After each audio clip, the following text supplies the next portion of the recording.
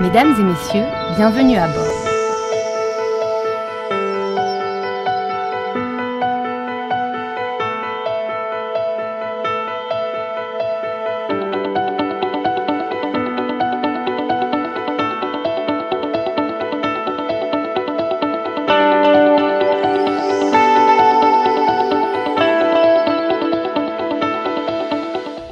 Vous montrer, vous faire découvrir les Congo profonds à notre émission Écho des Provences, qui est une émission qui vous donne les informations sur le secteur des transports, secteur des infrastructures en République démocratique du Congo. C'est l'objectif de bienvenue à bord. Mesdames et messieurs, bonsoir et bienvenue à cette émission aujourd'hui qui va être consacrée aux infrastructures de la ville de Kikwit. C'est une grande ville connue à quelques kilomètres de la ville-province de Kinshasa, mais il y a aussi un souci des infrastructures. Dans cette émission aujourd'hui, nous allons parcourir la ville de Kikwit. Nous allons faire découvrir au ministère des Infrastructures, dans leurs projets, dans les projets pilotes des infrastructures, avec Papa John Banza, qui est aujourd'hui l'homme du terrain. Quels sont les problèmes majeurs de cette ville? Quelles sont les responsabilités de la mairie? Quels sont les kilomètres, les mètres déjà asphaltés réalisés de cette grande ville de Kikwit, qui a eu beaucoup des autorités du gouvernement sortant et de ces gouvernements. Mais aujourd'hui, cette grande ville a un souci des infrastructures. Nous allons écouter la population, comment ils vivent, comment ils se déplacent. Nous allons échanger avec les motocyclistes, nous allons échanger avec quelques chauffeurs et c'est par là que nous allons terminer notre reportage. Bonsoir chez vous.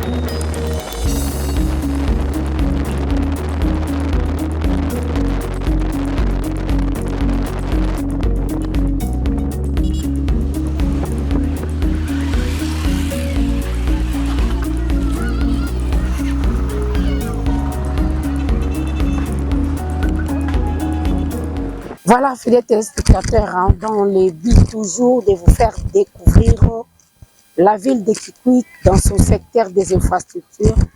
Tokomi awa na avenue, tozobima avenue Kimpwanza. Avenue Kimpwanza ezali avenue oyo ebandi à partir ya boulevard Lumumba ezokatisa ti na quartier oyo babengi Kanzombi. Les natifs d'ici savent quartier Kanzombi eza wapi. Tokotala pe nzela oyo. Est-ce que le ministère de l'Infrastructure a un calcul? Est-ce que c'est la ville qui coûte pour aider à venir à la construction? Autant de la ville qui coûte. L'avenir ici, c'est une grande avenue. Mais cette avenue n'est pas même réhabilitée, ni asphaltée, même pas en construction. Pour capter l'habitat en quartier. Si aujourd'hui, Basali, Prince Oezo Longwa, Boulevard Lumumba, Ezo Kota Tikanzomi, et qu'on facilite combien dans le quartier Otozo Kendi. Chers téléspectateurs, je vous avais bien dit qu'on va vous faire découvrir Kikwit dans le secteur des infrastructures. Rola Kisabino Bakbanzela, bomoni na annonce là où j'étais. Mais toujours avancé pour la population ya koto comment bazo souffrir au cas où nzela ezate moule beti abele tozo moniza ya rouge plan oyo ville ezanango. Est-ce que cette avenue est classée pour la population à côté moyen de transport moula soki beti tozo avancer na ba saison pluvieuse pour mon appel ndenge nini bachumola ba mabulu pona ko empêcher mai esala nini epesa érosion te. Rotambola lelo en tout cas chers téléspectateurs, bon découvrir ville à Kikwiti oyo ba konzi ba leki belé ya ba marque nyonso mais ville oyo jusqu'aujourd'hui côté infrastructure ezali vraiment enclavé. Tozozwa papa ye pas ali ancien ya awa problème oyo infrastructure ya nzela oyo ezo handicapé bango bato baza na mapango awa bazofukela na veni oyo. Bonjour papa. Bonjour maman. Tala caméra bengami na kombo anani? Papa Jean. Papa Jean. Papa Jean. Papa Jean. Ça fait combien de temps dans la quartier? Ah, na salé bambule de la. Bambule. Ozo a idée bambula. Moni ma yambule de yakawa. Moni le pango ya biso ndenge ezali. Ezaki na likolo me ma nde kitsango. Ma yambule yakane lulwa tango ebebisa poso nyonso. Mukolo tracteur ezo sala. Moni nde babute le pango. Bebisa nyonso. Ma na biso nyonso yakawa. Tango ebebisa le pango ya biso moni. Abongisa awa biso kanal kuna po mai eleka ya mopanzi mabulu batia so mai etoni nyonso yango ekitaka kuna se sala mabulu kuna se so komi na se kuna mabulu mayetu abo trouver solution pona biso soki mbula ezali vraiment tovana pena kinga pezati asali bambula ebele omoni banzeli comme na lona tande eko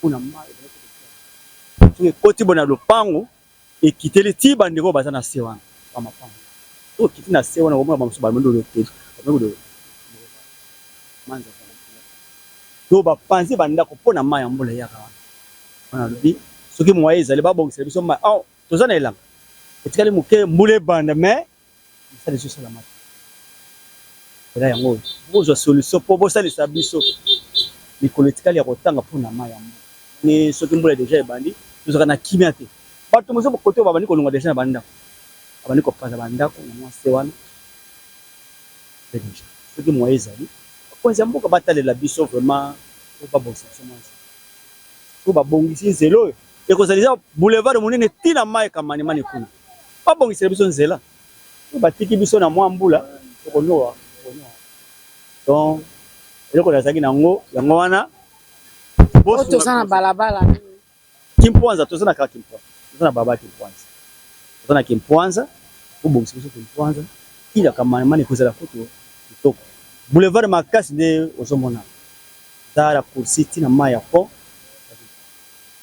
donc bosalisa biso bakonza mboko basalisa biso pona nzela wolo espoir afana na kanzombi atwa to souffrir mingi papa mama to souffrir to lemi pona nzela oyo to ba jeune bazo souffrir pour à cause nzela misala ezate so nzela eza misala pe ezalaka pe mais tozo souffrir ka bo etela mabulu yo moko zomona nde mabulu eza na nzela waye bato baleke ezate moto cher moto mutu moko azofuta 2000 francs awa longwa atika nzombi 2000 francs donc tozo kamwa fort donc l'état nde abongisela biso nzela gouvernement ebongisa nzela ka nzombi toza na posa nzela ka nzombi ekota bana bayoka pe tozala pe à l'aise babongisa biso ka nzela to susi na biso ezaka ya nzela kaka nzela esili ya mingi eza te babongisa biso ka nzela ka nzombi.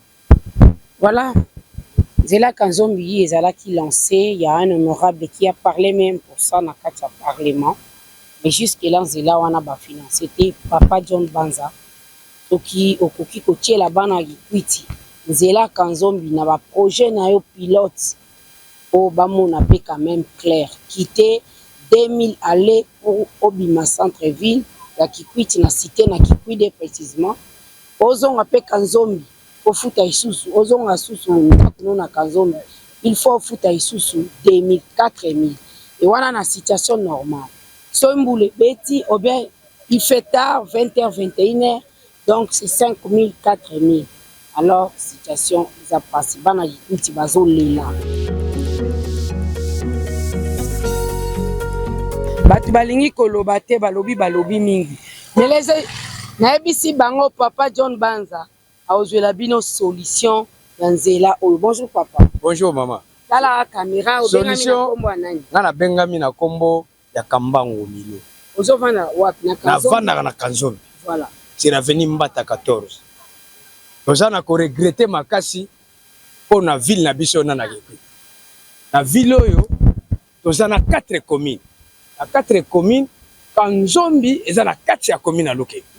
Mais na 4 ya commune à Luke monsieur qui totali Kanzombi yango moko eza commune à part. Toza na ba école belé, toza na ba église belé, toza na ba institution belé. Mais Kanzombi na commune na ville bazo kipe bisote. Awa nga na wuti Kanzombi tala ndenge na toki. Mais na wuti ko voter maire de nani député national mwana Kanzombi. Aza na kombo na kotanga ye kombo te po aza déjà na niveau moko supérieur na kotanga ye kombo te. Mais azali mwana Kanzombi. Mais azo pesa biso ko ba annonce na ba radio que ba financer nzela mbongo ezali bazo ya kosala po vanda kimia bazo ya kosala azo ya kotala biso pe na ba congé parlementaire na pardon Kanzombi yepe ba yambi ye mais suite ezate tia ko nzela azongi mususu aza na commune Kazamba kuna atepe infrastructure susu pe na kati ya ville oyo mbongo ezokendeka na ba poche na bango biso bana Kanzombi to sala bango ni biso tozana tina kaka ya nzela na mai na courant biloko misatu wana ya liboso eza nzela ya mibale mai ya misatu eza courant po tala ba asha bano batelemi awo tala ndenge bazoke toka mai bazoke sokola na zamba kuna soki banyoka kuna esui bango soki ba violer moke kuna chef de l'état qui Tshisekedi apesi bango bambongo pona nzela oyo 4 ou 5 fois mais bazozwa mbongo wana bazotia na ba poche na bango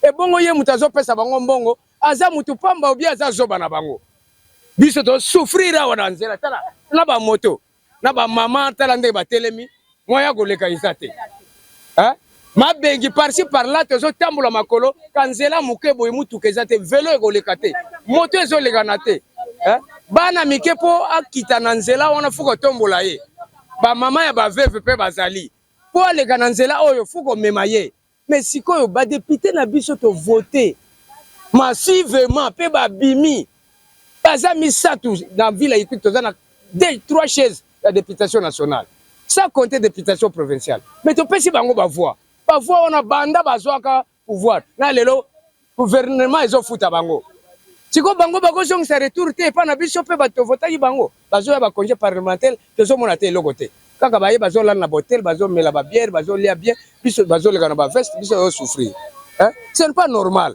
to sepelite na ba comportement wana année ezoya 2028 toko voter bango lisusu te avant to voter yo faut ça l'infrastructure moko to c'est pas après te voter yo sans infrastructure toko voter lisusu te on parce que naza mama veuve comme na ngai mama Eveline Tabala bis ngape na wuti Kanzombi ngape na wuti Kanzombi nazalaka na Kanzombi papa tala ndenge biso tozo souffrir tozo mona pasi biso ba mama veuve monta ko salisa biso azate tozo tambola na makolo bana classe pe monta ko supporter bango azate pona nini bazo pesa biso pasi biso to voter bango bazo kipe biso te pona nini tozana kanda wana soki basali ata iloko moko te to voter bango pe te. Voilà, vraiment le constat est très amer. Papa John Banza, naye kolakisa yo nzela bana Kikwit bozo yoka na Kinshasa, vous êtes le ministre des infrastructures, ministre sur le terrain, ministre oya boy kolata veste à lobby, chemise na efeza la kama boka ogumba, il est combattu au kaka à réussir infrastructure na République démocratique du Congo, mais awa toye kolakisa yo ville ya Kikwit. Naye na terrain na lobaki na yo nazo faire voir yo les infrastructures de la ville de Kikwit. Je suis natif d'ici. Il faut vraiment na la kisayo bomo na libanda te mais au mon appel réalité palper du doigt sur le terrain la réalité. Je suis na balabala o ezo traverser Kimpwanza ezo longwa na boulevard Lumumba ti na quartier ya munene makasi bazo bengango Kanzombi. Population ya koto yo bazo souffrir. Tozwa mtu moto oyo bango nde bazo senga koto ba 2000 na ba 5000 toroyoka bango pe. Bonjour tala la caméra. Bonjour maman. Kwa betela moi mutu anjila. Moi mutu anjila linga la pete ngaza Equity mama beta usufri na njila mingi bien sûr bete pusa ba moto beta okota abantu bete lo mawa mbonga mingi me bete na okema mingi bete bebisa ba disque na beto a moto bete na kuvote ba mbongo be ya ba famille na benu me bete tena mfuna njila ba menace me luta ba njila ngo mingi il faut betu dia betu njila bien ça bete kusa ligne principal betu luta ma mochi tina nzombi tala na kacha muninga nkaka pourquoi bwana kacha dibengi bana bwana na dibengi na moto tibu bwa ni tunandi penza amebi wante ve bien c'est betu kima beta uloma susi na betu yeka sana njila boy dila betu njila na kura na masabe me déjà ba mama metuba muya muvano na utuba oyi na bemewa. Voilà, l'un de ses amis est tombé dans une érosion. Il a des problèmes sérieux de santé suite il y a manque d'infrastructure. Azotambola, moto est glissé et continue à quatre érosion. Il est cloué au sol. Là, c'est ce que le motocycliste a dit. Je voulais seulement interpréter. Voilà. Bonjour papa. Aux Liloba Koloba sur infrastructure. Talara caméra. Mais ça comme on a yo. Nga comme on a donc diacre Mozamina Pierre. Ça les Nzambe hein. Tozui pe bandimi bazandi. Parce que do bato bazo man donc passi. Na nzela donc oyo baloba déjà ba pesa donc mbongo mais mbongo wana vraiment to mona yango te. Yango do tozolo ba donc le essentiel donc nzela donc ebonga. Ça qui yango wana. Voilà, nzela ebonga. On est là, on va vous faire découvrir autorité. Oh nayaki Kikwiti. Oh nazamwana Kikwiti. Nzela ya Kanzombi promesse na promesse balaki bango. Ngana landara te na matoi. Mais je suis sur le terrain. Nayebi ke muto azu infrastructure azali ministre Oyo azali na combat. Très préoccupé par les infrastructures de la République. Omona, Otala, Oyeba, Akambu, Oezo Lekana ville à Kikwiti. Nazana grand boulevard. Oezo traversé Kikwiti na Kanzombi. Donc Kanzombi na Lukemi. Voilà, tozo tambola. Betre kuisa kwa. Kana mvula meno ka papa. Betre mwana vempe la kokuso saboka. Tala mabeni. Tala njila ya rufwa. Mpie tu ba mama veve. Betre mwana mpashe mingi na akamanjili. Kima ntete be yirikila betu njili. Pardon mingi kana be zola betu. Ya zole kura. Sabu betu pelampe. Ya tato mas. Ba masa ngote la betu mwana kacha mabeni. Ngeti na mwana na lera mvula. Ale mwana meshetu. Obi ata wana nantangu. Ntango ke mwana meshetu ame bunga ribok. Betke na mpashe. Be sarisa betu bamfom ke na ntwala. Kima ntete mwe loba na beno. Pardon be yirikila betu njili. Betke mwana mpashe bete kuisa ve na église. Na jura mvuli ke nok. Ngeta mwana mpe ba passer ke jura nde. Yira me kuisa ve. Sa mvula me nok. Bon para nki mchili betke sa. Mpila kusala nkakele ve. Be yirikila betu njili. Dine na mono kambe moramani. Mwe nkwiri mwe tiba nchona. Jila ya iboge kuka bego kwende. Betu awa ba mama ya. Betu kwena bilangu. Tamu. Kana mvula meni na kila betu kuna. Betu ke diambo. Mpila ukisa ke bemba na kabe lale. Tala chimi na kwa ke bien. Metala kuna. Mpila ukisa ke lve. Mushati muka piria mubwa. Awa yoke salama mpashi. Papa, njila ya betu me dilantamu. Betu sala dia inki mutini.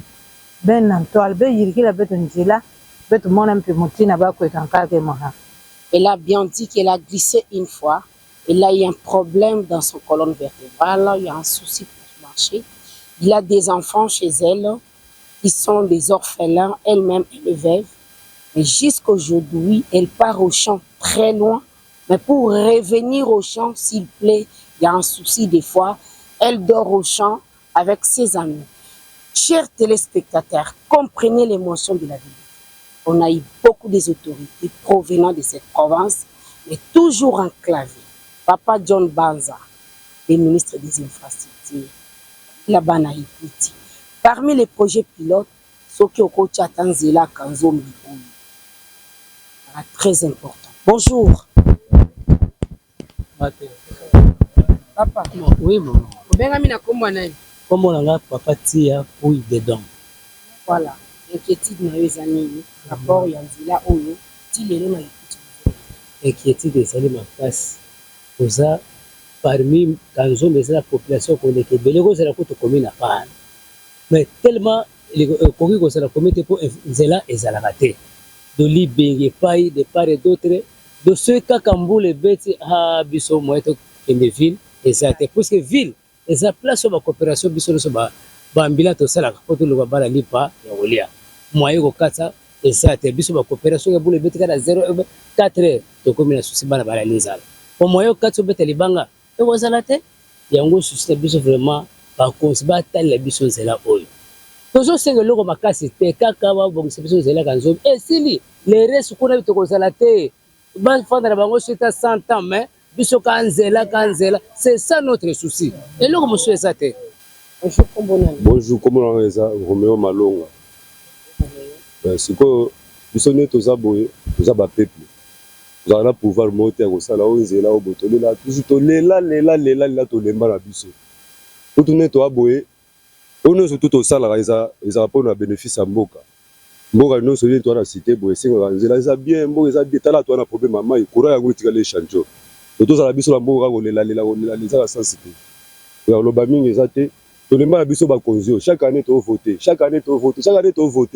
ya longola to kenda to sur la bango mengo bango babonga biso to na posaka nzela e bonga ata bilo musu ba ko sala te mais nzela oyo eza tene saison eza route eza principal ba tutu ba na tina to kemba to ya loba mingi eza te ba bo sa biso wa nzela peuple linga toujours bazala bien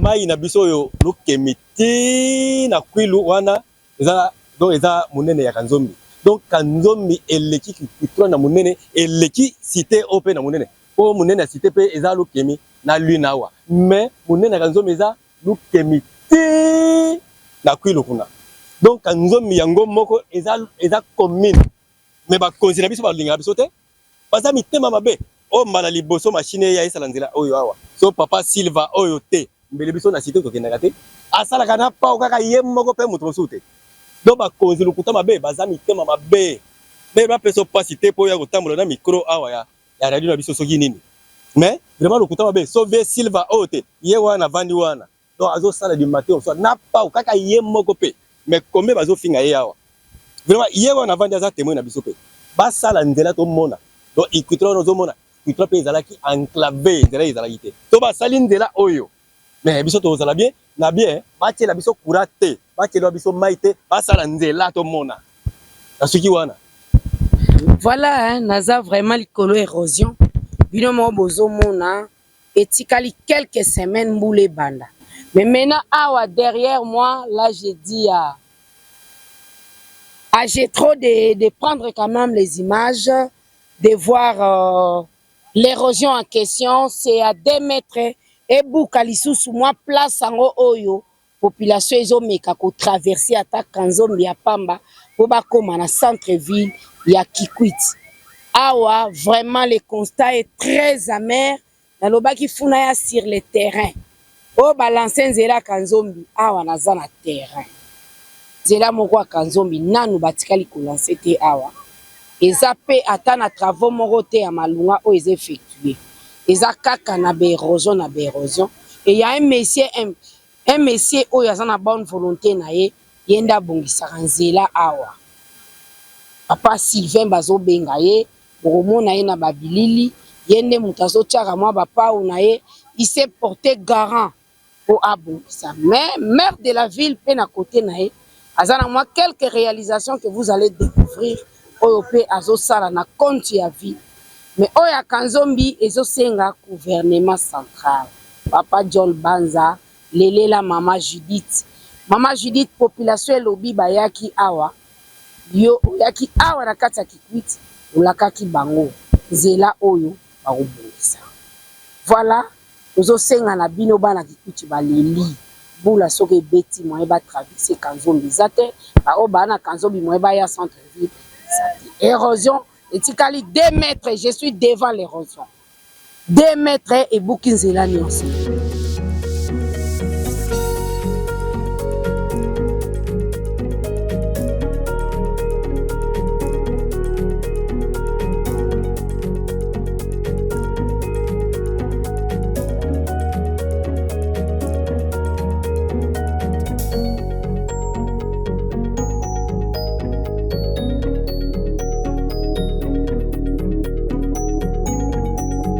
Voilà, toujours dans le cadre pour faire voir Bana Kikwito, les téléspectateurs, les autorités, politico, réalité, il y a infrastructure, Oyo, ils ont handicapé Villa Kikwit, toujours l'avenue Kimpoanza qui traverse Lukemi jusqu'à Nakanzombi.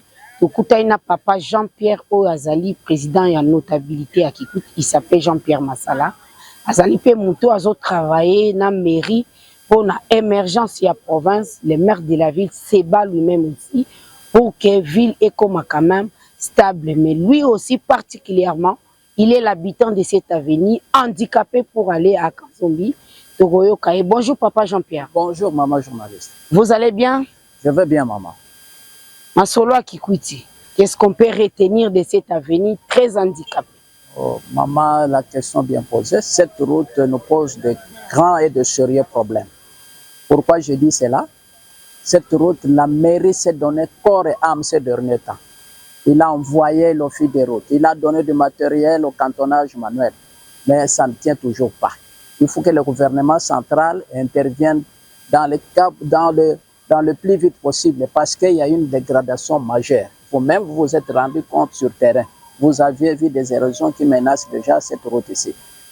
Parce que la maman ministre, la première ministre, elle était ici. Elle nous a dit que bientôt la route sera construite. Dernièrement, nous avions reçu la visite du gouverneur ici. Il nous a rassuré aussi que bientôt la route sera faite. Mais jusque-là, rien. Donc, la population maintenant, c'est la menthe. On dit, mais finalement, c'est quoi? C'est les mensonges ou quoi? Alors, nous ne comprenons plus. On ne sait pas sur quel sein c'est voué. Alors, nous demandons, comme maman, vous êtes là, nous demandons à ce que vous apportiez plutôt ces messages. Vous arrivez à expliquer donc, au ministre des Infrastructures. Dites-lui que j'ai rencontré le président de la notabilité de Kikwit. La route de Kanzombi, vraiment, elle est dégradée. C'est impossible. Alors, même les motos, ils passent difficilement pour atteindre Kanzombi. Il n'y a pas de route. Alors, si vous attendez jusqu'au mois de décembre, la route sera effacée. Et le risque aussi est majeur parce que c'est la même route qui conduit vers le site de Kakobola. Et puis, il y a des ravins qui rongent déjà en allant vers le site de Kakobola. Si c'est là, donc, de passer la route, c'est fini, nous allons prendre cette cabine-là. Donc, ça reste que 2 mètres pour que les ravins atteignent la route. Ah, donc, le gouvernement central doit faire l'impossible. Pour protéger d'abord la cabine centrale qui est à l'infra ici. Sinon, ça sera vraiment de plaire et de grincement des dents. Voilà, vous êtes aussi parmi les gens qui travaillent avec la mairie. Qu'est-ce que la mairie a réalisé en matière de preuves à l'appui sur le terrain? Sur le terrain, vous voyez ici un peu de... Si vous voyez un peu cet état de la route que vous trouvez aujourd'hui, c'est grâce à la mairie. La mairie avait organisé le cantonnage manuel, il avait donné du matériel aux jeunes gens, ils ont travaillé. C'est pourquoi vous voyez cette route à cet état ici. Il a même tout fait pour prendre l'office de route qui a essayé un peu de travailler ici. Mais la mairie n'a pas vraiment un portefeuille là qui peut demander à faire un travail impeccable. Donc, la mairie fait tout.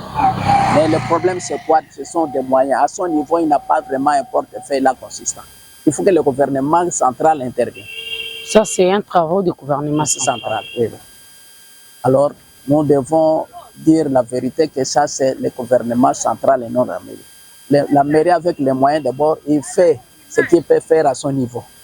Combien des avenues vous avez déjà essayé de travailler?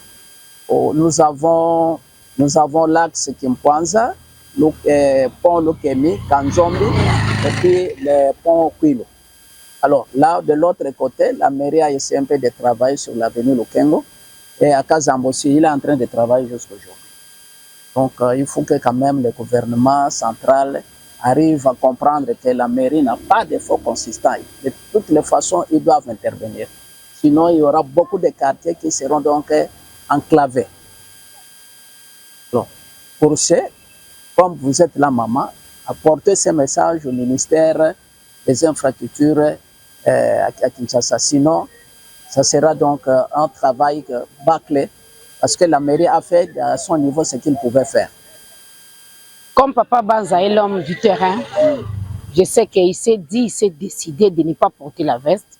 Il va seulement plier sa chemise pour que ce pays puisse tenir sur les infrastructures. Bon, ça, soyez sûr que la solution de cet avenir est déjà là. Bon, maman, nous avions reçu tant de politiciens et autres ici qui nous ont parlé de la même façon, qui nous ont donné des promesses, mais jusque-là, la route n'a jamais été construite. Moi, je peux dire que ce sont des promesses fallacieuses qu'on donne ici pour cette route. Mais parce que les politiciens n'arrivent pas presque jusqu'au fin fond là où la gravité est là. Des fois, ils descendent, ils arrivent à un niveau là que leur véhicule peut arriver. Si c'était là où le véhicule peut se limiter, on vous dit de faire les pieds 100 à 300 mètres parce que là-bas, il n'y a plus l'accès. Peut-être vous devez déjà trouver la solution. Ça aussi, c'est un aspect. Mais beaucoup de gens, je peux vous dire, maman, beaucoup de gens qui sont passés ici. Les autorités ont été sur ces pistes ici, voir comment cette route est en train d'être partie. Mais aucune solution. Aucune solution, maman. Nous demandons des solutions durables pour cette route ici. Qu'on vienne construire cette route. Que les gens ne viennent pas flatter la population de Kipik. Demain ou après-demain, peut-être vous entendrez parler qu'il y a eu des marches pacifiques à Kipik pour cette route. Alors, nous évitons ça. Nous ne voulons pas que la population se soulève contre les autorités.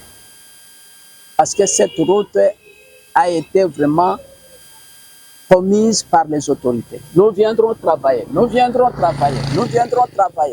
Jusque-là, aucune action. Voilà, fidèles téléspectateurs, hein, petite barrière, il faut faire quelque chose pour menacer, à cantonner au bateau travailler, bango moko pour essayer un peu de sa vie, na chauffeur, ba moto, ba les canaux population, tous autres bango. Bonjour papa. Bonjour maman. Dans la caméra, ou bien amina kombo nani. Mon angai pidio kia kesidi, avani na venu Kinshasa sa ide, biso toza ba cantonner nzelo to baninzela banaka. Ana to banda yosala musala oyo donc mais la contrat au foot à biso na lelo to mona lelo te. Yango to tchaka singo moi 100 francs, apesi biso moi 50 francs pe batamakala bazo sunga biso mais banda zo biso na musala donc le foot ezate. O sala nini a pomera foot ayo. To sala musala ko kunda mabulu wana monene nyonso ezana kimponza na biso bato sala yango atakera sala ndenga panza kango so to kanga yango nyonso to bongisa ne ba moto ezole ya sala nyonso na ya pesa biso mais le foot nyonso. Attente na bino na ezala ini. Kamera ye obenga ye chef na biso papa notable azu biso contrat pour sala musala banda yo sala musala afuta biso 2 mois banda 2 mois wana na lelo contrat afuta biso te yango na bakantoni misu bakenda me biso to tikala to tikali 6 personnes wana mone musala bazo futa ka te yango to tikala biso ni balé na camara nanga sinon oui alobi basali quelque temps mère afuti bangote on ne sait pas quelles sont les attentes mère peut réagir quelles sont les attentes qui a été dit et les non-dits. Bokomi awa ndenge nini penze bibe nini nze singa obuche singa o toche vraiment toche singa o pamate to bongisa kanzela kwanza mais tozwaka eloko te yango tomona ke eza nango na retard ke soki tochiki nzela ekobeba kaka yango totyaka singa po tozwa mwa contribution mwa 100 francs 200 francs na oyo akondima kopesa biso. Difficulté nini eza makasi na nzela obino mabovana. Difficulté eza makasi na nzela oyo ya liboso nano eza bato bazo respecte te bamabulu na kati ya bamapango na bango mai ebele ezobima na nzela kwanza mpe bamabulu oyo tracteur asalaki bazelo eyaki yango toza na kopota na kofonga yango malembe po te ezala bien ntango mai ekoya ereserve na kati ya bamabulu. Ovandi na ngambo to na ngamba? Nga navandi na ngambo kote. Ba message nini okolancer? Bon, message na kolancer kana gouvernement vraiment gouvernement etala kati ya bisika bato bazolela. C'est-à-dire soit tulikuwa na banzela boyindenge bato balelaka kaka ebele pote na yango gouvernement vraiment akipe.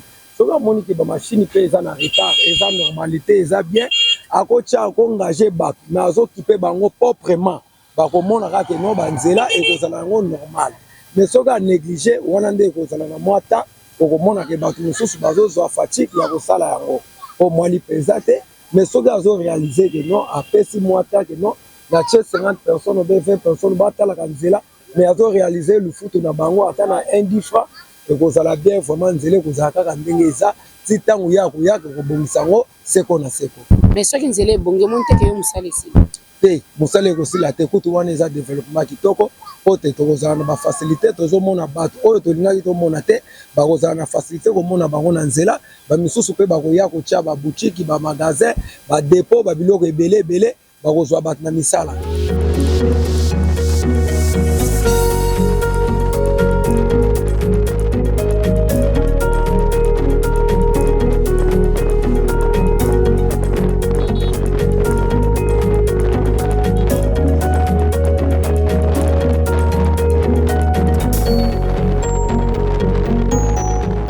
Téléspectateurs, tu es na Pont Kwilu. Pont Kwilu, oyo eza na 50aire nango. J'ai eu cette opportunité de recommander na Pont Kwilu jour pour jour, créé en 1975, 2025, 50 ans. Bienvenue à bord et venez visiter ces ponts à 50 ans.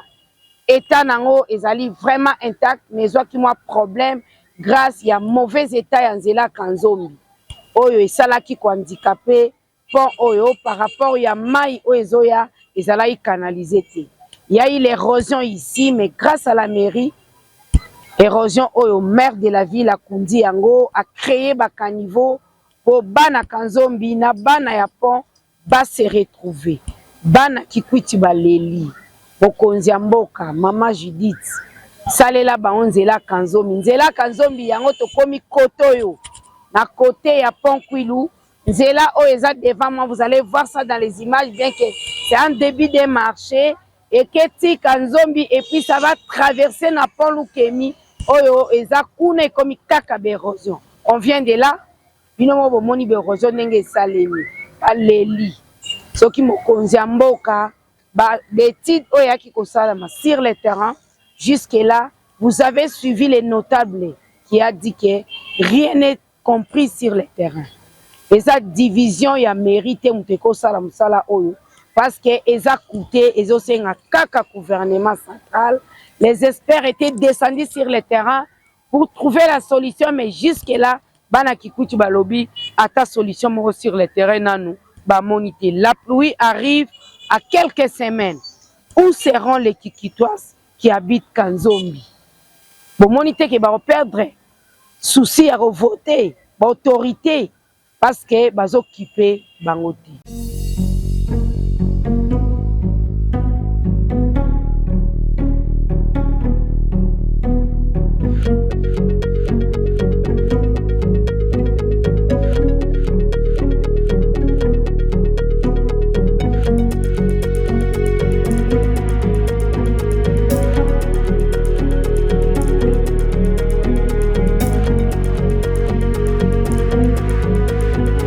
Ça n'est fini ainsi, mesdames et messieurs. Nous avons eu la chance d'interviewer les gens, d'échanger avec la population de Kikwito.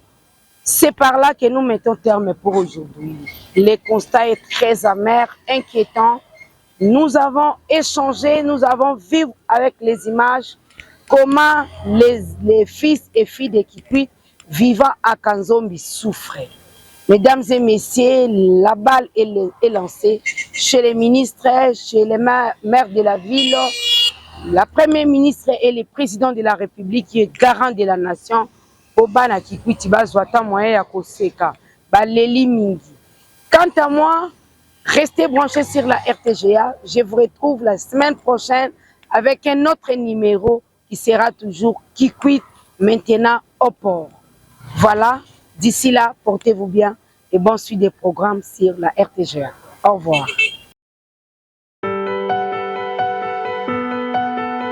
Mesdames et messieurs, bienvenue à bord.